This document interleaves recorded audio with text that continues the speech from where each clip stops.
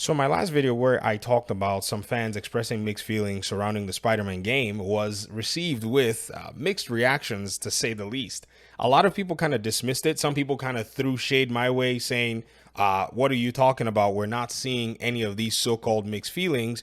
If you simply go to PlayStation's Twitter page where this particular trailer is pinned, scroll down, there are about 500 plus comments or so, and you're going to see people who actually are not really huge fans of the game. These are not the comments that are throwing shade at the showcase. That's easily distilled. And so what I've probably noticed is a lot of these folk, as much as some of them may be trolls or some of them may be fans, I think what they're actually suffering from is overhype. And I say suffering because this is something that we continue to see all of the time. This overhyped frame of mind or framework usually causes a dissatisfaction after the game comes out. And then you start seeing or hearing things like, well, maybe I expected something of this nature, but didn't necessarily get this.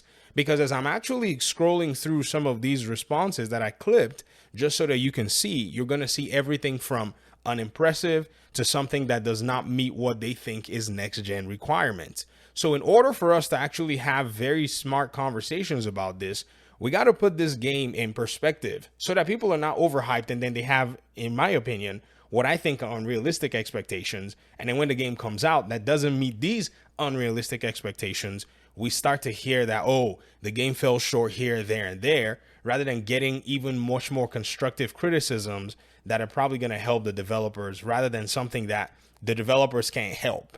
So what are the expectations that we have, or what are the expectations that those who may feel satisfied have that, in my opinion, are not realistic? Number one is some people are saying that the graphics is not as impressive as could be.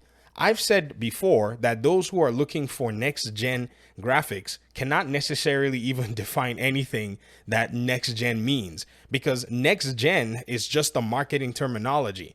Video game companies, video game developers have always been able to give you higher character models, better frame rates, even higher resolutions. The challenge has always been you never really had a machine that could actually, play those things or render those games in that particular format or quality. So your PS4 days now being over, everybody wants to jump on the PS5 thinking that machine that is actually, equivalent to an RX 6700 non-XT, that is an AMD Zen, 2, I said Zen 2, RDNA 2 architecture. And it's not something that is overly impressive anyways in its performance. They're hoping that something like that can pretty much pump out all of these frame rates and all of these, resolutions. Ladies and gentlemen, that's not going to be the case for every single video game.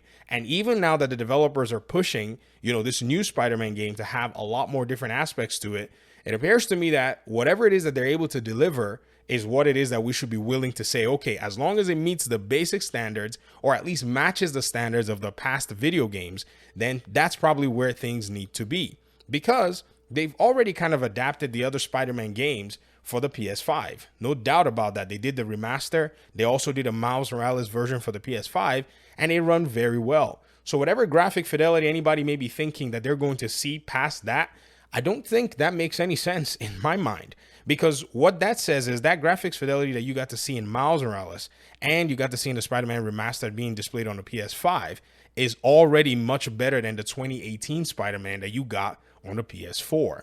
Another thing too that I've seen is some have complained and said that the mechanics don't necessarily seem that much different.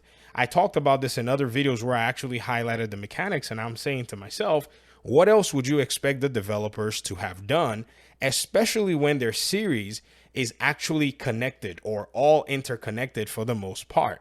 You see, this is where we have to actually draw a huge line to kind of match things in terms of a logical fashion, because this game is a continuation of the other titles. This is not some rework or reiteration like what Gotham Knights did, where people were expecting Gotham Knights to, in a sense, be like the Arkham games, and they were not. People were expecting mechanics from the Arkham games to be in Gotham Knights, and they were not. And so their expectations did not match the reality.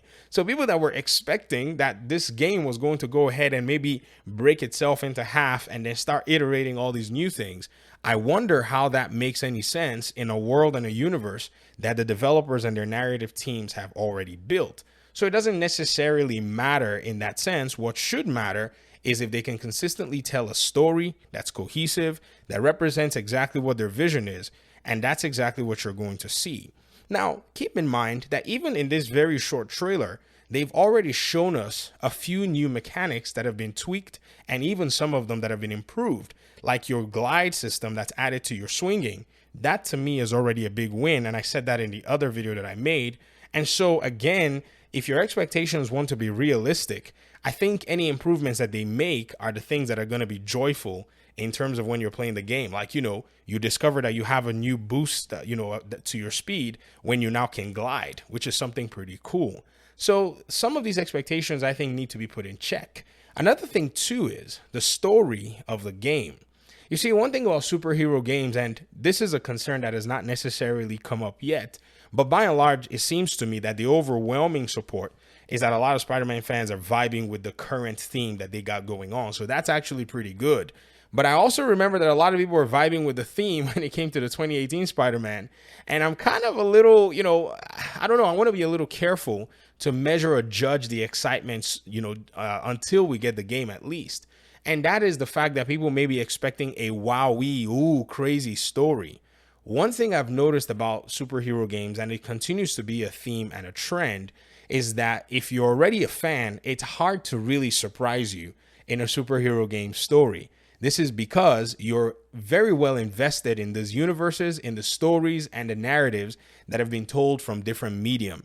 You see, the team at Insomniac can do their best, the writers can do their best to provide twists and surprises and all kinds of fun stuff. But the reality is, because you're already a walking encyclopedia, it's going to be very hard to, in a sense, wow most of us.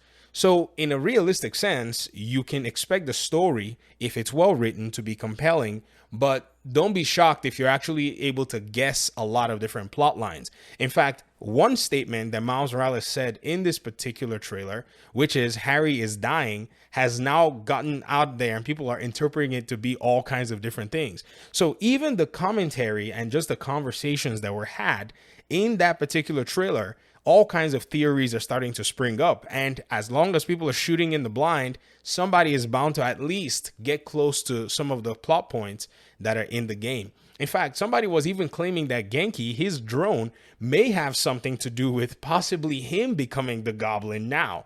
And I'm like, whoa, that is a huge, crazy leap in terms of the possibilities. But if people continue to hypothesize and guess from excitement, don't be surprised when they go ahead and nail something on the head. So expectations must be checked, must be, in a sense, realistic. At the end of the day, there's something that we can have fun with in the conversations, but a lot of times, if the expectations are not necessarily checked from logical conversations like these, you're going to eventually have people get, in a sense, disappointed, and they can kind of poison the well if, we're not taking time. So these are some of the things that I wanted to go ahead and highlight in this video, and it's something that I wanted to talk about because if you don't put a pin in it, trust me, I've seen a lot of these things spiral out of control. In fact, many of you remember Puddlegate. Didn't seem like a big deal at first when it kind of crept up, right? And then all of a sudden, it became a big, massive issue that a little puddle of water could actually be a huge deal.